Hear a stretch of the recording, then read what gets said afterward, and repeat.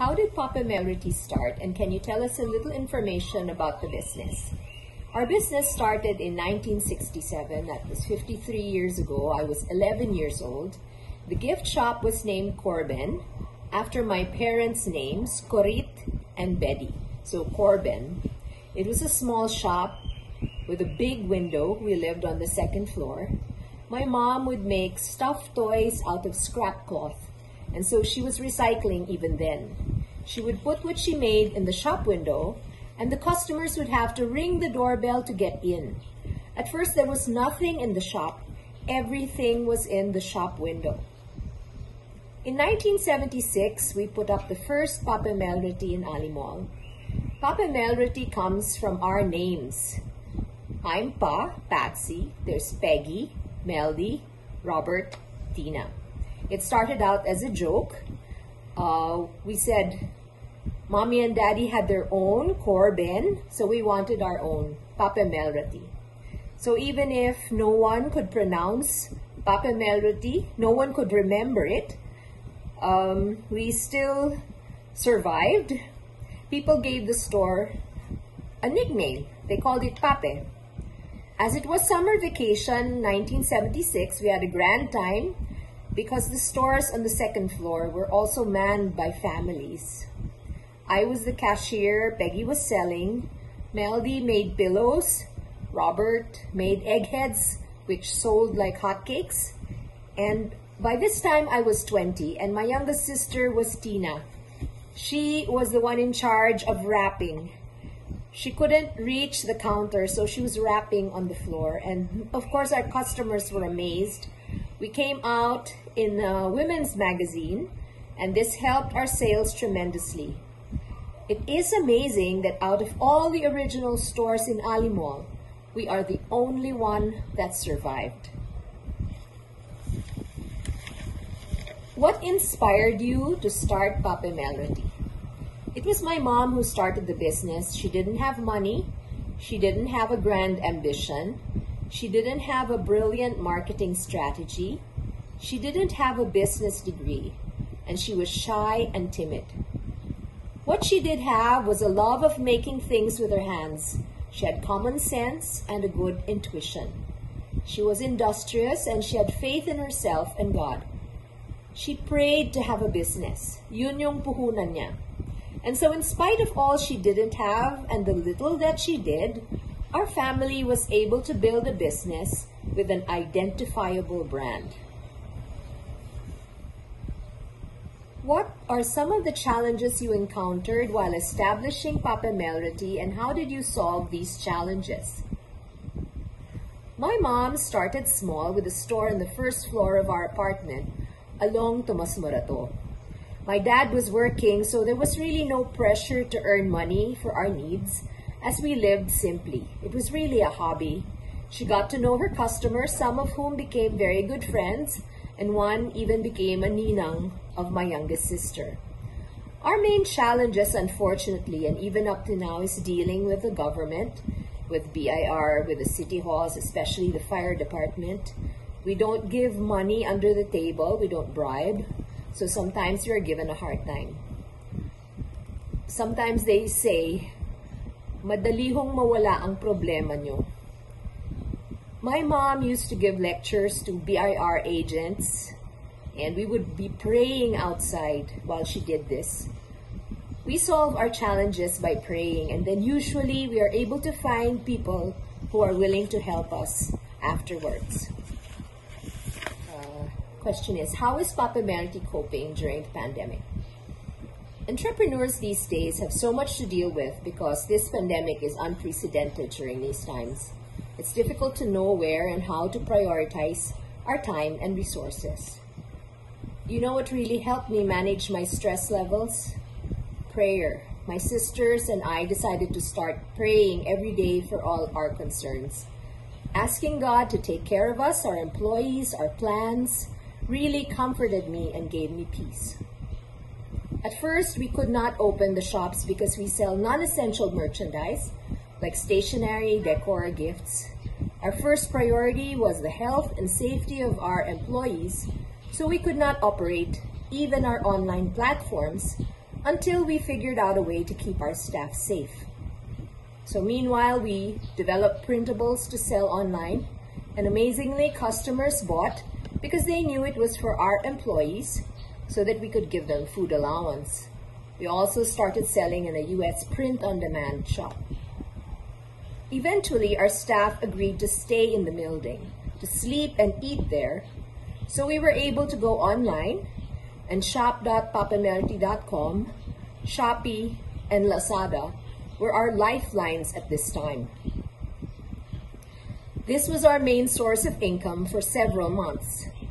When we were allowed to open, there were very few customers, so our staff had to take turns coming to work. Some of them had to take a bicycle to work because transportation was so difficult, and some even had to walk long distances. Sometimes we used our drivers as sales staff to bring our staff to work and to sell items themselves. As of now, we still have less staff in our stores. All our staff wear masks and face shields, they do not eat together, and they are provided alcohol and disinfectant. We also provided floor stickers to space out customers lining up and looking at merchandise. All our branches are operating now, and this is partly possible because the malls made rental adjustments and are lenient with payment schemes.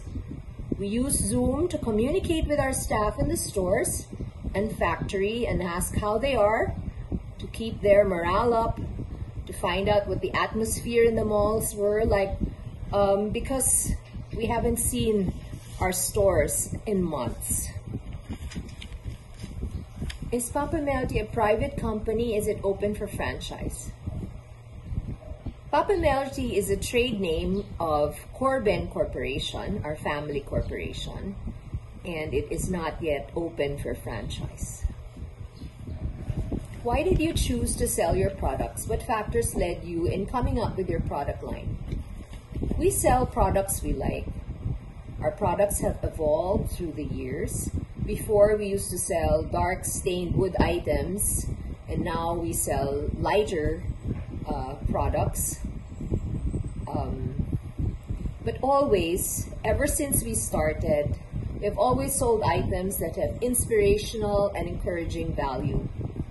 I remember one lady who was interviewing me before, a well-known reporter, and she said that she loved going to our stores because she liked looking at the posters, the words in the posters.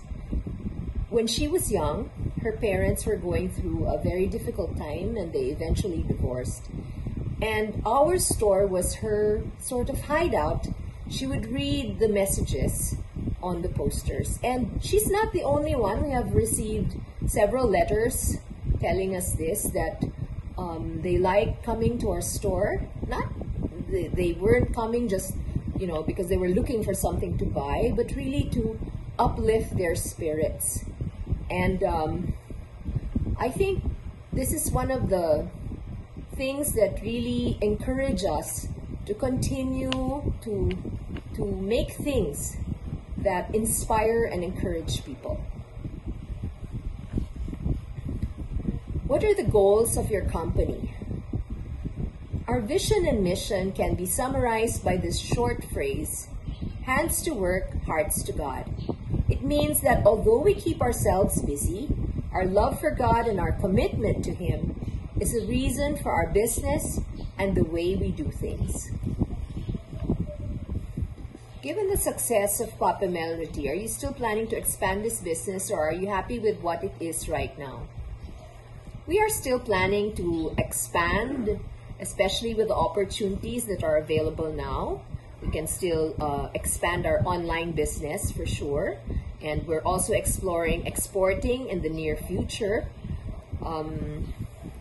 Although the challenges seem insurmountable, I have to say that we have better communication with our customers now. We have an increased connection to them using all the means available: Facebook, Viber, newsletters, etc. I can't help thinking that this will also facilitate what we plan in the future. If before we had to have face-to-face art workshops, Now this pandemic has opened up the opportunity of workshops for the whole world. My brother Robert did art workshops every day at the start of the pandemic up to November, and it generated so much goodwill that we actually received unsolicited donations for our employees. We had so much exposure in media because of it. We will continue to take advantage of all the new ways we can connect to our customers and build our customer base. Do you have any tips for those who are planning to start a business? The first do for a business, I believe, is to see what you have in yourself and the resources you have available that you can use. Find out what your core gifts are and your talents, your core competence, your passion, what you can use, whether it is scrap cloth like my mom, your parents' garage, your bedroom. I know Ariane David personally. She started sulit.com, and which became a big brand, OLX, and they started with just 2,400 pesos in her bedroom. Now, you just have to do what you can, start with what you have and where you are. The first do not, I think, is don't think I'll be able to start when things are perfect, when I have enough capital, after I make the best business plan. There are so many excuses we can make. If my mom made excuses, she could not have started at all. She started small and dreamt big. And I think even as students, you can already start a business because nowadays, there are so many opportunities online.